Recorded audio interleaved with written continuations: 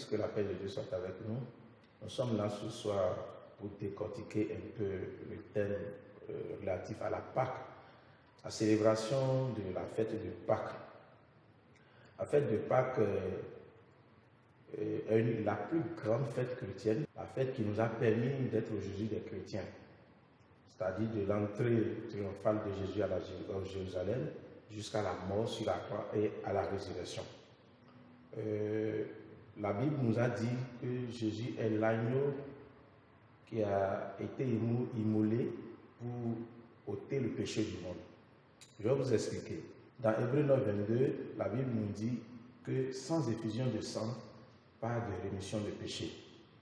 Donc, depuis que le premier péché a été commis par Adam et Ève, il vous souvient que la grâce a commencé depuis ce jour. Souvent, les gens disent que la grâce est venue par Seigneur Jésus-Christ. Oui, mais la grâce a commencé depuis le temps d'Adam et Ève. Quand Adam et Ève ont péché, ils ont commis le péché. Donc, il faut effusion de sang pour que leur péché soit pardonné. Mais qu'est-ce qui s'est passé? Dieu a immolé un agneau. Dieu a immolé un agneau. C'est pourquoi la parole de Dieu nous dit que Dieu les a couverts d'un vêtement de peau. Vous voyez, d'un vêtement de peau. Donc Dieu a immolé un agneau et les a couverts de sa peau. Ça veut dire qu'il y a eu effusion de sang pour que le péché de Adam et Ève soit pardonné. Donc c'est déjà une prémonition, c'est des signes prémonitoires par rapport à Jésus-Christ. Vous voyez? Donc si nous continuons, étant donné que le péché est déjà dans le monde, les gens péchaient. Donc, Dieu les a donné des occasions pour que lorsqu'ils pêchent, ces péchés soient pardonnés. Nous allons aller dans Lévitique 27, vous allez découvrir que Dieu disait, si quelqu'un péchait involontairement, qu'il offre un agneau sans tache. Et lorsque cet agneau est immolé, le sang, la personne pose sa main sur l'agneau et déverse ses péchés sur l'agneau. Et lorsque l'agneau est immolé, c'est-à-dire le sang, une partie du sang est allée vers l'autel. On asperge l'autel avec ça. Donc ce qui est dans le péché, qui est dans le cœur de l'homme, lorsque ce dernier a posé sa main sur l'agneau, ses péchés sont déversés dans l'agneau. Et lorsque ces péchés sont déversés dans l'agneau, on l'égorge, on prend maintenant le sang pour asperger l'autel.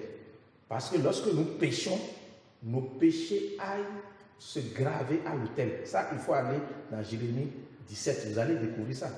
Nos péchés sont gravés à l'autel. C'est pourquoi dans l'église céleste, pour sanctifier le temps, on asperge l'autel pour que nos péchés qui sont gravés à l'autel soient pardonnés.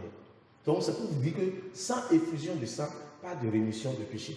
Donc les gens péchaient, les hommes péchaient, les hommes péchaient. Je suis en train d'expliquer la Pâque. Donc la Bible a dit, il y a tellement de sang parce que lorsque tu pêches, tu amènes un agneau, on l'égorge.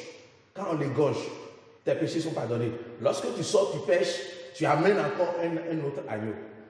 Donc, imaginez combien d'agneaux les gens égorgeaient par jour.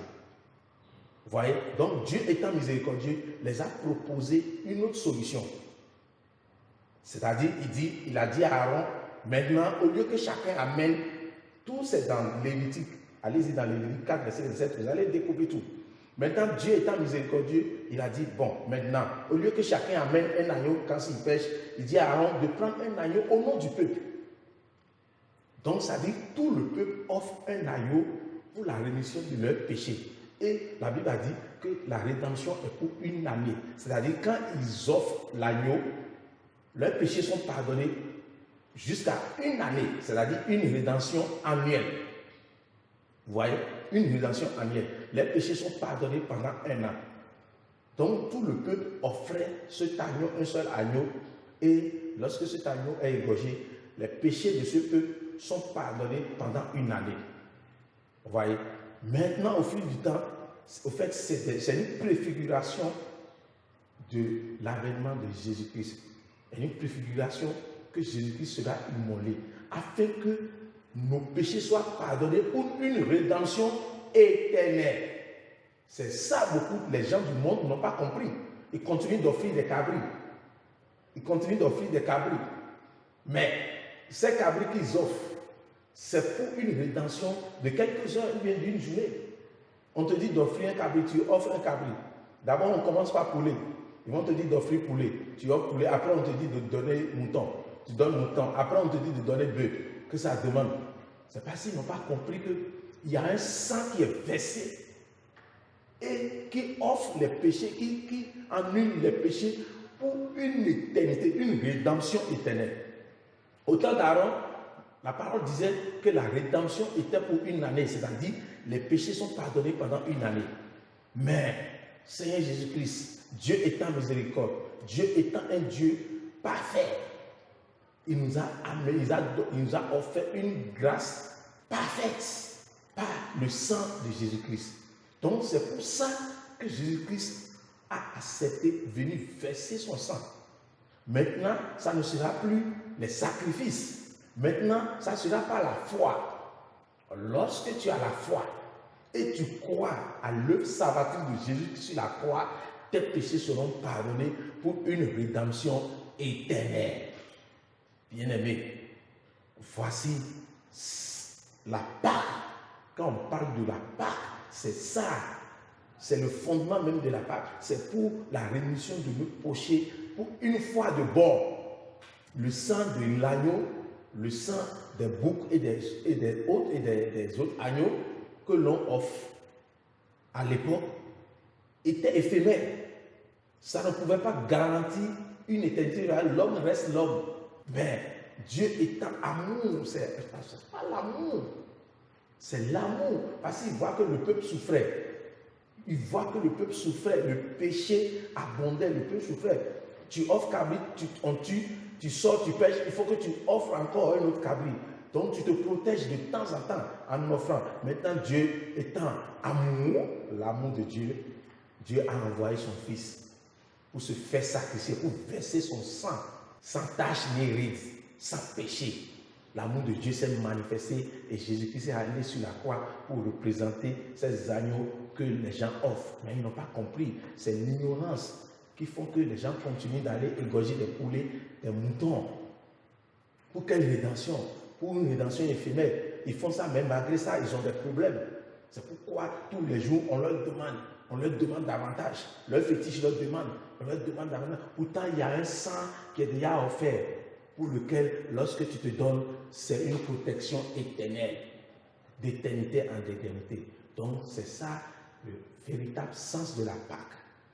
Donc, c'est l'amour de Dieu qui s'est manifesté par la grâce de notre Seigneur Jésus-Christ. Et c'est ça qui a fait aujourd'hui que nous sommes des chrétiens. Donc, c'est ce sang versé de notre Seigneur Jésus-Christ qui a ouvert la porte de la grâce. J'ai essayé tout de suite de vous donner la signification de la Pâque